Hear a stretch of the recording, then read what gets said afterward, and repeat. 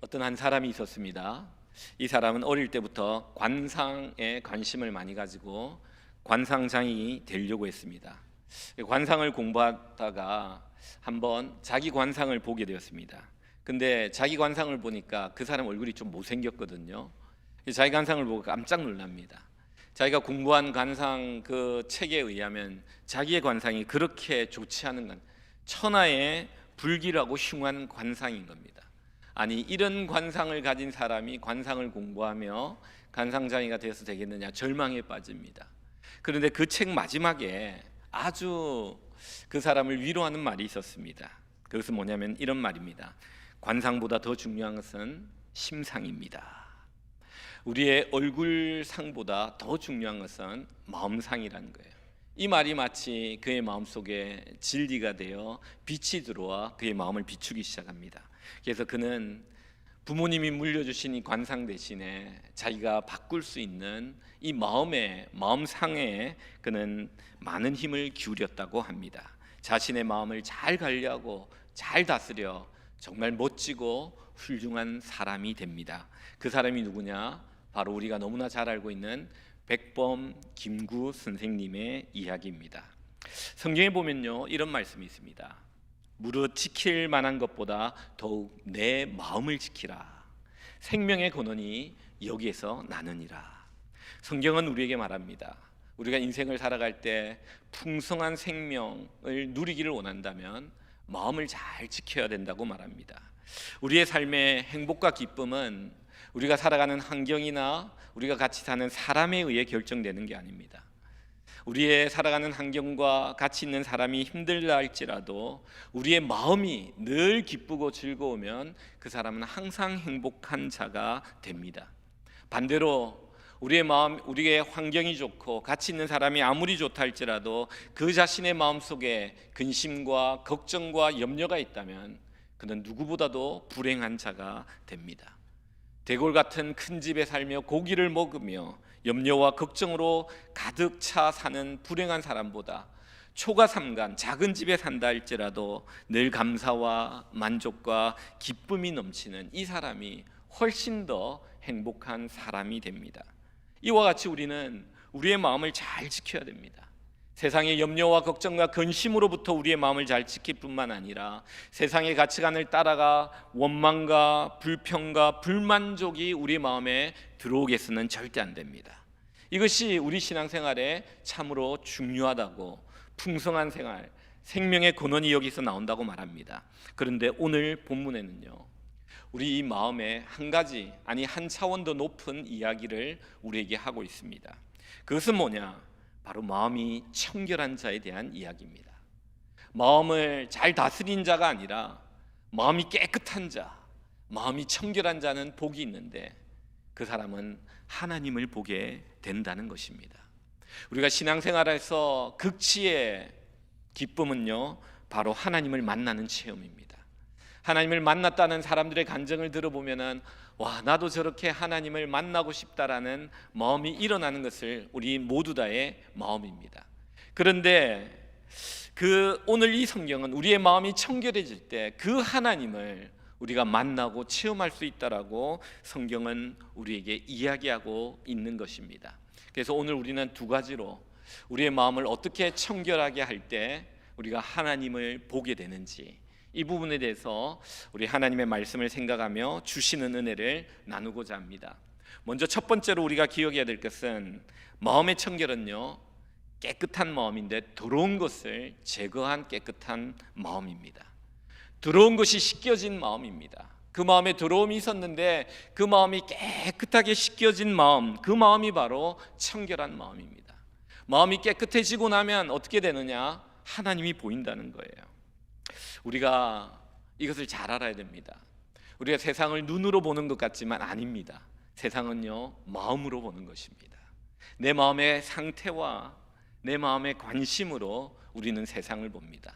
눈으로 보는 것 같지만 우리의 마음이 어떻게 반응하느냐에 따라서 그 사람이 무엇을 보느냐가 달라진다는 것을 우리는 알아야 합니다. 어떤 사람이 한번 실험을 해보았습니다. 여자 사진을 딱 놓고 남자와 여자가 5초 동안 보게 하고 무엇을 보았느냐 물어보니까 너무 다르게 나타나는 거예요. 남자는 얼굴과 외모를 봤는데요, 여자는 옷과 신발과 헤어스타일을 보는 거예요. 또 반대로 남자를 두고 이렇게 하니까 또 5초 동안 보게 하니까 서로 보는 게 달라요. 여러분, 무엇을 의미합니까? 똑같은 것을 봅니다. 그러나 보는 것이 다릅니다. 왜 그렇습니까? 마음이 다르기 때문입니다. 마음의 관심이 다르고 마음의 상태가 다르기 때문입니다. 여러분, 눈으로 세상을 보는 게 아닙니다. 여러분, 마음으로 세상을 봅니다. 그래서 이 마음이 얼마나 청결하냐에 따라 하나님이 보이기도 하고, 마음이 뿌여지고 더러워가지고 하나님이 보이지 않는 그런 마음도 있다는 사실을 여러분 아셔야 합니다. 저는 고등학교 때 이런 목사님에게 설교를 듣는데 참 은혜를 받은 적이 있습니다.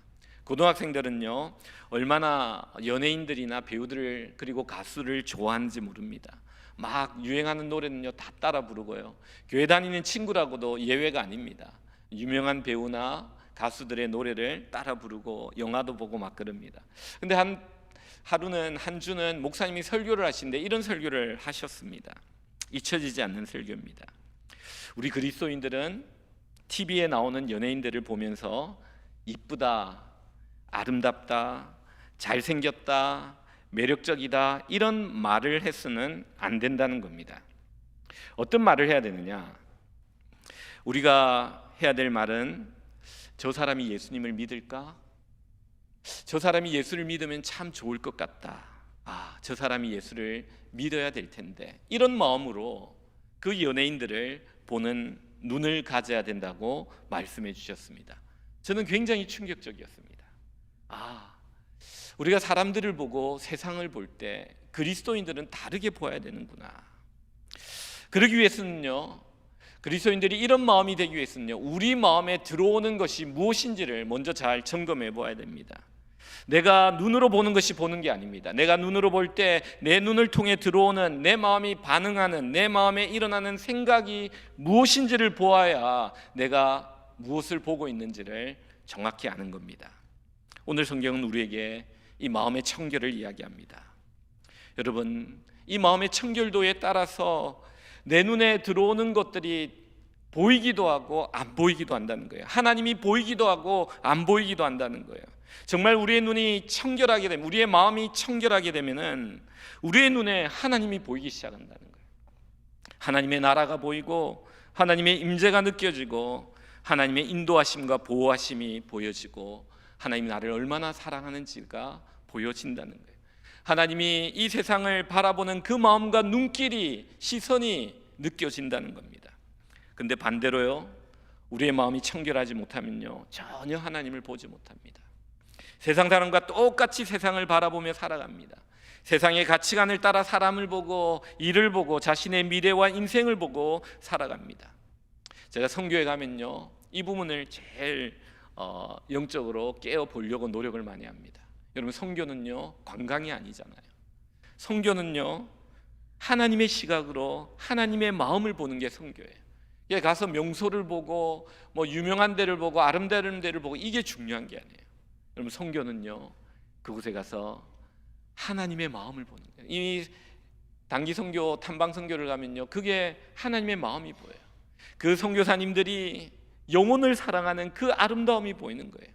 하나님을 사랑하여 자신의 인생을 아끼지 않고 그 영혼, 죽어가는 영혼에게 복음을 전하기 위해, 아니 복음을 들어보지 못한 자들을 위해 배를 타고 12시간 가면서 그 복음을 전하는 그 사랑의 마음을 보고 오는 것이 바로 선교입니다. 여러분, 그러면요 하나님이 보이는 거예요. 예수님은 우리에게 굉장히 엄중한 경고를 하십니다. 뭐라고 하시냐면 이렇게 말합니다. 마음으로 음욕을 품은 자마다 간음한 자요, 마음으로 사람을 미워한 자마다 살인한 자라고 말합니다. 마음의 정욕과 시기와 욕심과 미움으로 가득 차 있는 이 사람은 하나님을 볼 수 없다고 말합니다. 아니, 이미 행동으로 범죄한 것과 같은 죄인이라고 예수님은 말씀하십니다. 무엇을 강조함입니까? 우리가 볼 때 우리의 마음과 생각이 어떤 반응을 하느냐가 그 마음의 청결함을 보여주는 부분입니다. 우리가 보는 것들에 대한 생각들이 거룩한 것이 아니라면 우리는 회개해야 합니다. 이것을 씻어내야 합니다. 청결하게 해야 됩니다. 그때 하나님이 보이기 시작하는 거예요. 나의 마음의 청결도는요, 나의 마음에 보는 것을 진단하시면 됩니다. 내가 오늘 교회 올 때 보였던 것들 중에 내 마음에, 내 생각에 떠오른 것이 무엇인지를 한번 물어보십시오. 내가 사람들을 볼 때, 대면할 때, 또는 회사에 가서 일을 할 때, 직장에서 일을 할 때 나는 보는 것들 가운데 무엇을 제일 많이, 그리고 제일 먼저 생각하느냐를 여러분 물어보십시오. 진단해 보십시오. 그것이 나의 마음입니다. 나의 마음의 청결도입니다. 여러분, 눈은 마음의 창이라고 말합니다. 눈길이 가고 시선이 가는 그것이 바로 나의 마음과 연결됩니다. 그래서 우리의 눈과 시선도 우리는 조심해야 되는 거예요. 우리의 눈을 정말 조심해야 돼요. 다윗을 보면요, 그는 위대한 하나님의 마음에 합한 사람이었습니다. 그는 왕이 되어 많은 전쟁에 승리했고 하나님의 이름으로 나아가 골리앗도 이긴 위대한 하나님의 사람이었습니다. 그러나 그가 한가히 낮잠을 잘 때, 궁궐에서 낮잠을 잘 때, 궁궐은 좀 높거든요. 그런 다른 밑에 모든 집들이 다 지붕이 다 보여요. 지붕이 보이는데 밧세바가 모욕하는 장면이 보여요. 여러분, 그 보일 때 이 다윗이 눈을 돌렸어야 돼요. 그 생각이 못 들어오게. 그러나 다윗은 보이는 것을 더 자세히 보고 더 집중해서 볼 때 마음에 정욕이 일어나고 그 불현듯 찾아온 이 정욕의 손님을 이기지 못하고 하나님 앞에 죄를 짓는 모습을 보게 됩니다. 여러분, 우리는 이것을 기억해야 됩니다. 그리고 나서 그가 얼마나 하나님 앞에 회개했는지 몰라요. 여러분, 이 청결이라는 단어에 보면 참 재밌는데요, 이 청결이라는 단어가 카타로스인데 거기에서 카타르시즘이 나왔어요. 이게 뭐냐면요, 눈물이라는, 정화라는 뜻이에요. 우리의 생각의 죄악들, 마음에 들어오는 이 청결하지 못한 나쁜 죄악들을 여러분 해결하고 씻는 가장 좋은 방법은 회개의 눈물이에요. 다윗과 같이 철저하게 회개의 눈물을 흘릴 때 우리의 마음에 들어온 것들이 씻겨지는 역사가 일어나요. 이게 카타르시스예요. 여러분, 다윗을 보면요, 얼마나 눈물로 회개하는지 몰라요. 시편에 읽어보면요, 그의 회개의 시가 우리가 51편만 알고 있는데요, 그가 회개한 시가 적어도 6편이 회개의 시예요. 밧세바의 죄, 한 번 회개한 게 아닙니다. 철저하게 눈물로 회개하며 그의 시적 표현을 빌리자면 그의 눈물로 침상이 둥둥 떴다고 말해요. 밤새도록 울었다고 말합니다. 얼마나 그가 회개의 눈물을 하나님 앞에 많이 흘렸는지를 성경은 우리에게 말씀해 주고 있는 겁니다. 여러분, 청결은요, 눈물에서 나옵니다. 철저한, 진실한, 자신의 들어오는 이 생각들의 죄악들을 하나님 앞에서 정말 눈물로 회개할 때 그 마음이 청결해지는 거예요. 그러면 하나님이 보이기 시작해요. 여러분, 비누로 몸을 씻고요, 눈물로 마음을 씻으라라는 격언이 있어요. 탈무드에 보면요, 천국에는 자신의 죄악을 보면서 눈물을 흘린 자들을 위한 자리가 따로 마련되어 있대요. 천국에 들어오는 자들, 어떤 자냐? 눈물의 해결을 하며 자신의 마음에 있는 죄악을 철저히 회개한 자들이 천국에 들어올 수 있다고 그들은 말하고 있는 거죠. 어떤 시인은 이런 이야기를 합니다. 눈에 눈물이 없는 자는 영혼에 무지개가 없는 자다라고 말합니다. 눈물은 사람의 마음과 영혼을 아름답게 하는, 정화시키는 무지개예요. 비가 내리고 난 다음에 휘황찬란한 아름다운 무지개가 뜨듯이 우리가 주님 앞에 이 죄악을 가지고 눈물을 뿌리며 다윗과 같이 기도할 때 하나님 주시는 그 말할 수 없는 환희의 기쁨과 깨끗게 되는 은혜가 있다는 거예요. 여러분, 눈물로 기도하면요, 마음에 있는 독소들이 빠져나가고 배출되는 거예요. 여러분, 매일 집에 들어오면요, 여러분 손을 씻잖아요. 제가 아는 어떤 분은요, 부인이 집에 들어오면 무조건 샤워를 시킨대요. 그래서 샤워를 안 하면 집에 침대에 들어갈 수가, 피곤해서 누울 수가 없대요. 무조건 샤워실로 가서, 그만큼 철저한 거예요, 이 병균과 더러운 것에 대한. 근데 우리 영적으로는 어떻습니까? 우리가 세상에 살면서 세상에 우리의 영혼이 오염됨에도 불구하고 우리는 얼마나 영적 샤워를 눈물로 하나님 앞에서 하고 있냐는 겁니다. 여러분, 기억하십시오. 첫 번째로 우리가 기억해야 될 것은요, 바로 우리는 회개의 눈물로 우리 눈에 처음 들어오는 것들, 그리고 오랫동안 내 마음에 남아있는 그런 것들이 죄악이라면 우리는 눈물로 회개해야 됩니다. 그래야만 그것이 깨끗해지고 청결한 마음이 되고 그 다음에 하나님이 보이기 시작하는 거예요. 저는 선교여행 이번에 가서 이런 스트러글을 많이 했어요. 하나님, 제가 여기에 관광 온 게 아니잖아요. 여기에 페루 사람을 보러 온 게 아니잖아요. 하나님, 여기 와서 하나님을 보고 하나님의 시각을 이 선교지를 보기 원합니다 하면서 기도하면서 이 사역지를 돌아봤던 기억이 납니다. 여러분, 선교지뿐만 아닙니다. 여러분의 삶의 터전 가운데 여러분의 눈에 들어온 것들이 무엇인지를 정직하게 보세요. 그리고 그것이 하나님이 기뻐하는 것들이 아니라면은 다윗과 같이 눈물로 회개하셔야 됩니다. 행동의 죄로 나타나기 전에 이미 마음에 그런 죄가 쌓이는 것을 하나님은 너무 싫어하세요. 그런 것들을 깨끗이 씻어 나갈 때 그 사람은 청결한 자가 되고 하나님이 보이기 시작하는 겁니다. 두 번째는요, 마음의 청결은요, 두 마음을 가지지 않고 한 마음을 갖는 겁니다. 하나의 마음으로 충만한 상태, 예수님으로 가득 차 있는 마음의 상태, 이게 청결이에요. 마음이 나누어지지 않는 마음, 하나님을 전심으로 사랑하는 마음, 내 마음과 내 뜻과 내 정성과 내 목숨과 모든 것들을 다하여 하나님을 사랑하는 이 마음이 바로 청결한 마음입니다. 마음에 불순물이 없어요. 다른 주인이 없어요. 이런 마음이 두 마음이 아니라 한 마음이라는 것은요, 다른 말로 하면 나의 마음의 주인이 예수님이라는 거예요. 내 마음의 주인이 세상이 아니고, 내 마음의 주인이 돈이 아니고, 내 마음의 주인이 사단이 아닙니다. 주인이란 말은 다른 말로 하면 내가 종이라는 말입니다. 내가 세상의 종, 돈의 종이 아니라, 사탄의 종이 아니라 하나님의 종, 예수님의 종이 바로 청결한 마음을 가진 자의 모습입니다. 이 종을요, 다른 말로 하면 또 믿음이라고 말할 수 있습니다. 하나님만을 믿는 거예요. 돈을 믿지 않고 하나님만을 의지하는 거예요. 세상의 사람들을 의지하지 않고. 이게 바로 깨끗하고 청결한 마음입니다. 이렇게 순수하고 깨끗한 믿음과 사랑과 충성을 가진 자가, 그 마음이 바로 청결한 마음이라고 성경은 우리에게 말해주고 있습니다. 예수님의 동생 야고보는요, 이 예루살렘 교회를 목회하면서 그는 이런 이야기를 합니다. 야고보서 4장 8절에 하나님을 가까이 하라. 그리하면 너희를 가까이 하시리라. 죄인들아, 손을 깨끗이 하라. 두 마음을 품은 자들아, 마음을 성결하게 하라. 이 마음을 성결하게 하라는 것은 마음을 청결하게 하라는 마음과 같습니다. 하나님을 가까이 하라. 이 야고보서뿐만 아니라 다른 성경에도 하나님을 가까이 하라. 그러면 하나님이 너희들에게 가까이 할 것이다 라고 말합니다. 여러분, 우리가 어떻게 해야 하나님께 가까이 갈 수 있습니까? 하나님께 가장 가까이 가는 비결은 뭐냐면요, 예수님을 내 마음에 모시는 겁니다. 그분을 나의 주인으로 삼는 겁니다.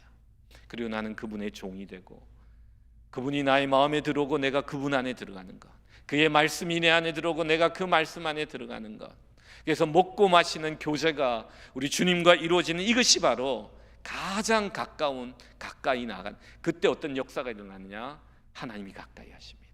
하나님이 나타나 보이기 시작합니다. 여러분, 예수님이 이 땅에 계실 때 제자들은 예수님께 가장 가까이 간 사람들이었습니다.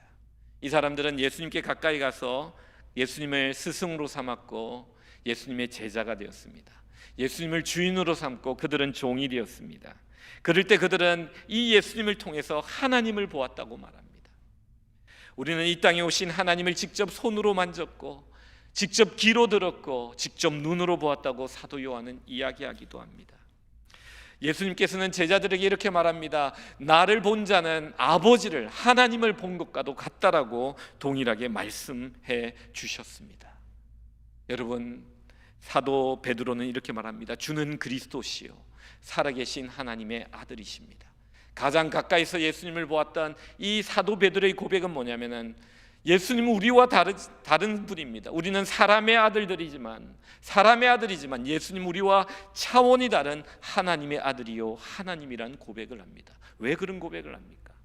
그는 예수님께 가까이 가 그분을 스승으로 삼고 주인으로 삼을 때 예수님을 통해 하나님을 보았기 때문입니다. 그러나 동일한 시대를 살았던 율법학자, 서기관들, 바리새인들은요, 예수님을 하나님으로 보지 못했습니다.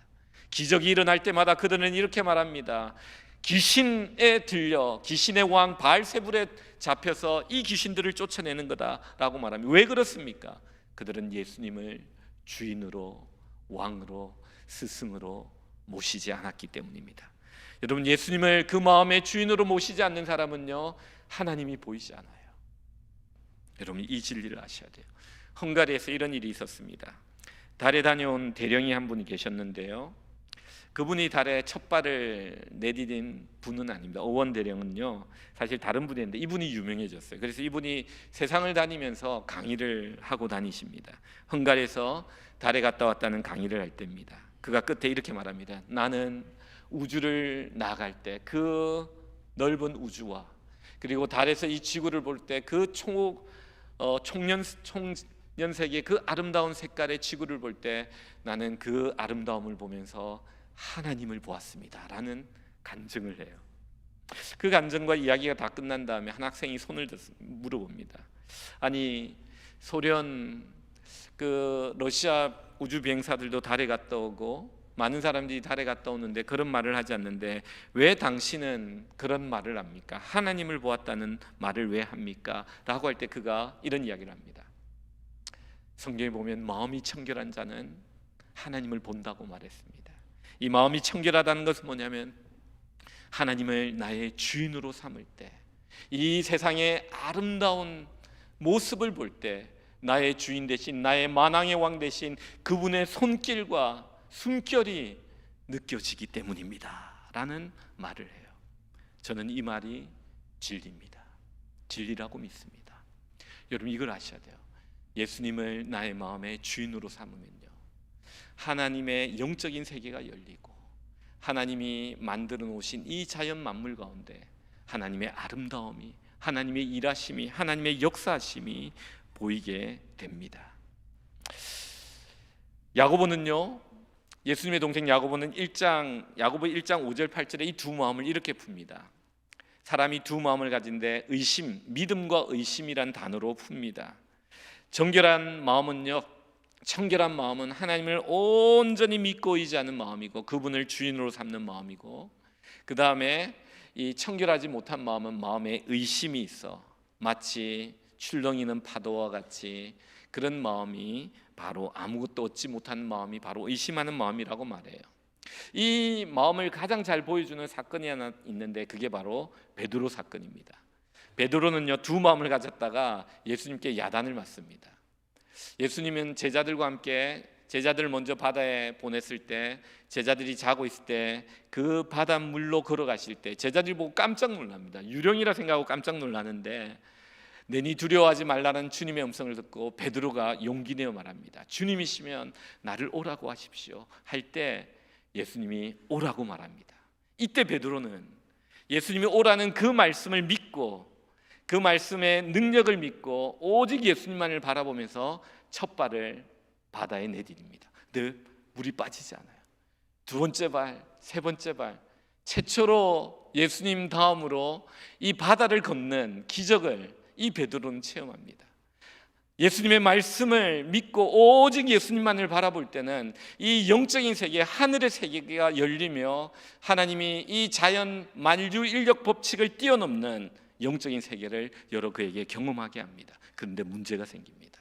어떤 문제냐? 성경에 보니까 그가 시선을 돌려 바람이 붑니다. 바람이 불 때 시선을 돌릴 때 바람을 보고 그가 무서워할 때 그 발이 그만 바다에 빠지기 시작합니다.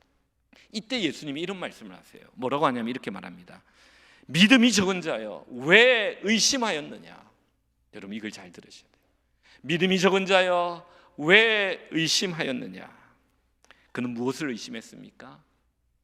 그가 의심한 것은 바람을 볼 때, 자기에게 부는 그 강한 바람을 볼 때, 저 바람이 일으키는 그 풍랑이 나를 빠뜨릴 것을 걱정한 겁니다. 그 걱정에서 두려움이 나온 겁니다. 이 걱정과 두려움의 시작은 하나님의 능력이, 예수님의 능력이 이 바람을 이기지 못할 수도 있다는 이 작은 의심이 그로 하여금 하나님의 큰 놀라운 영적인 신령한 은혜의 세계에서 바다로 빠지는 일들을 일으키는 모습을 보게 되는 것입니다. 여러분, 청결한 마음은 이런 겁니다. 우리가 하나님만을 바라보고 하나님의 말씀의 은혜를 받고 그것을 믿으며 주여 주님의 말씀이면 충분합니다, 주님이 나의 주인이십니다, 아무것도 필요 없습니다 할 때는요, 주님이 온전히 주인이 되어 우리를 인도하며 하나님의 세계를 보여주고 하나님을 인식하며 하나님의 나라를 보여줍니다. 그런데 우리에게 문제는 뭐냐면요, 나의 주님이 조금 부족하다라는 생각이나 의심을 할 때, 나에게 부는 바람이 너무 커서 이 바람을 우리 주님이 이길 수 있겠는가? 나에게 부는 자녀의 바람, 건강의 바람, 사업의 바람, 가족의 바람이 너무 커서 내가 경험한 은혜가 분명히 있음에도 불구하고 이 능력의 주님께서 이 바람을 이길 수 있는가라는 의심을 하는 순간 우리의 발은 그 바다에서 빠진다는 겁니다. 여러분, 청결한 마음은요, 오직 예수님만을 바라보고 그분만을 믿고 그분을 신뢰하며 그분 한 분이면 충분하다는 이 마음이 있으면 흔들리지 않습니다. 어떤 바람이 와도 하나님이 인도하시는 바다 위를 걷는 신령한 은혜를 체험하는 영적인 세계가 열려요. 그런데 우리가 하나님의 능력보다 나에게 부는 바람을 더 생각하고 의식하며 혹시나 이 바람을 주님이 이기지 못하면 어떨까라는 이 마음을 가질 때 우리의 발은 세상의 바다에 빠진다는 사실을 여러분 아셔야 합니다.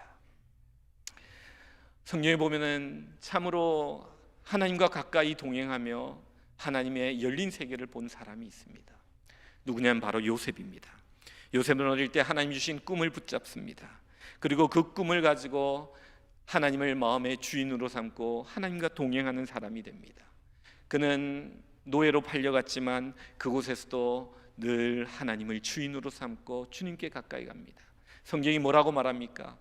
하나님께 가까이 하라, 내가 너희와 가까이 갈 것이다 말했듯이 이 요셉은 노예의 자리 현장에서도 하나님께 가까이 감으로 말미암아 성경에 보면 늘 하나님이 요셉과 함께 있었다라고 성경은 말합니다. 왜 하나님이 그와 함께 늘 있었습니까? 그가 하나님을 주인으로 삼고 오직 하나님과 동행했기 때문입니다. 그는 환경 탓을 하지 않았습니다. 사람 탓을 하지 않습니다. 오직 하나님과 동행할 때 그는 보디발의 유혹을 이깁니다. 감옥에 가도 전혀 개의치 않습니다. 그러나 이 요셉을 하나님은 늘 함께하다가 마침내 국무총리가 되게 합니다. 그때 그는 하나님을 봅니다. 하나님의 일하심을 봅니다. 하나님의 뜻과 하나님의 역사와 하나님의 섭리를 봅니다. 그래서 그가 뭐라고 말한 유명한 말을 하죠. 형들이 요셉인 걸 알고 두려워할 때 그는 이렇게 말합니다. 형들이여, 두려워하지 마소서. 나를 이곳에 보낸 분은 당신들이 아니라 하나님이십니다. 하나님이 우리 가정을 구원하시기 위하여 나를 이곳에 먼저 보냈습니다. 여러분, 그는 하나님과 가까이 가면서 하나님의 세계가 열리며 하나님만을 주인으로 삼고 이 세상의 모든 것들을 의지하지 않고 유혹받지 않고 미혹받지 않고 하나님께 가까이 가며 주인으로 삼을 때 그는 하나님의 세계를 보며 하나님의 뜻을 보며 하나님을 이해하는 사람이 된 것입니다. 말씀을 맺습니다. 성경에 보면 욥이라는 사람이 등장합니다. 욥은 많은 고난을 겪었습니다. 그 고난을 겪고 난 다음에 그는 욥기 42장 50절에서 이런 고백을 합니다. 그 고난을 다 당하고 난 다음에 내가 주께 대하여 귀로 듣기만 하였는데 이제는 눈으로 주를 배움나이다. 여러분, 이 말씀을 깊이 생각해야 됩니다. 수많은 고난이 그를 청결케 하고 정결케 하고 성결케 하여 전에는 귀로 듣던 하나님을 이제는 분명히 눈으로 보는 존재가 되었다라는 고백입니다. 나의 재산과 자녀와 건강과 아내와 친구들이 주는 그 많은 고통을 통해 하나님, 나는 청결하게 되었고 거룩하게 되었고 성결하게 되어 이제는 마음에 있는 모든 우상을 버리고 오직 주님만을 보는, 주님을 눈으로 보는 이 은혜를 받게 되었다라고 그는 고백합니다. 여러분, 제가 이번에 페루 아마존강을 갔었는데요, 한 9년 전에 브라질 삼국경 신학교 쪽에 선교 답사 가가지고 그쪽 아마존강을 갔던 적이 있어요. 이번에 가니까 그때가 생각이 나더라고요. 이번에 가니까 아마존강 물이 좀 깨끗했어요. 근데 제가 9년 전에 아마존에 갔을 때는요, 물이 너무 더러웠어요. 그 더러운 물에 그 하수도가 없으니까 그 모든 더러운 것들이 그 물로 흘러내려가죠. 그러니까 비가 안 오고 물이 내려가면 물이 굉장히 더러워져요. 근데 그게 아침에 일어나 샤워하고 물에 들어갔다 나온 게 샤워예요. 밤에 자기 전에 물에 들어갔다 나오면 그게 쌀도 씻고 뭐 음식도 씻고 그릇들을 깨끗이 씻고 막 그러더라고요. 그렇게 산대요. 제가 배를 타고 비가 안 오는 그 시즌에 갈 때 보니까 너무 더러운 게 많이 떠 있어요. 왜 이래 더럽지 하면서 한 5시간을 배를 타고 갔어요. 배를 타고 오는데 한 5시간 오는데 뭘 만났냐면요, 비바람을 만났어요. 갑자기 열대성 스콜과 같은 비가 내리기 시작했어요. 와, 배가요 크기가 2명이 앉는 사이즈이기 때문에 한 요 정도밖에 안 되고 길이는 좀 긴 배예요. 근데 막 이 비바람이 치고 파도가 그게 좀이니까요 너무 이 배가 흔들리고 굉장히 무섭더라고요. 9년 전에 그렇게 1시간을 막 하는데 그 예수님의 그 제자들이 막 갈릴리 바닷가에서 폭풍 났을 때 생각이 나더라고요. 뭐 그 정도까지는 아닌데 하여튼간 약간 두려움을 느낄 정도의 그 비가 왔었어요. 그러고 나서 좀 가는데요 깜짝 놀랐어요. 비가 오고 난 다음에 그 바닷물이, 그 강물이 깨끗해졌어요. 전에 너무 더러운 게 많이 떠 있었는데 이 비가 오고 막 폭우가 오고 바람이 부니까 이 더러운 것들이 한쪽으로 가가지고 씻겨져 나가지고요 물이 너무 깨끗해졌더라고요. 그때 깨달았어요. 우리 인생에 이 풍랑이 있는 이유가 있구나. 우리가 버리지 못하는 것들 하나님은 풍랑을 통해 버리게 하십니다. 그렇게 하셔서 우리를 깨끗게 하시는 거예요. 욥은 그 이야기를 합니다. 하나님 앞에 경건하게 동방의 의인으로 살았지만 그래도 여전히 부족한 그 모든 것들을 주님께서는 이 많은 고난을 통하여 나를 깨끗게 하셨습니다. 그리여 나는 이제 귀로 듣는 자가 아니라 주를 보는 자가 되었습니다. 사랑하는 성도 여러분, 예수님이 오늘 우리에게 말씀하십니다. 마음이 청결한 사람은 하나님을 보게 될 것입니다. 여러분, 이 은혜가 우리 모든 성도들의 심령 가운데 넘치시기를 주님의 이름으로 축원드립니다.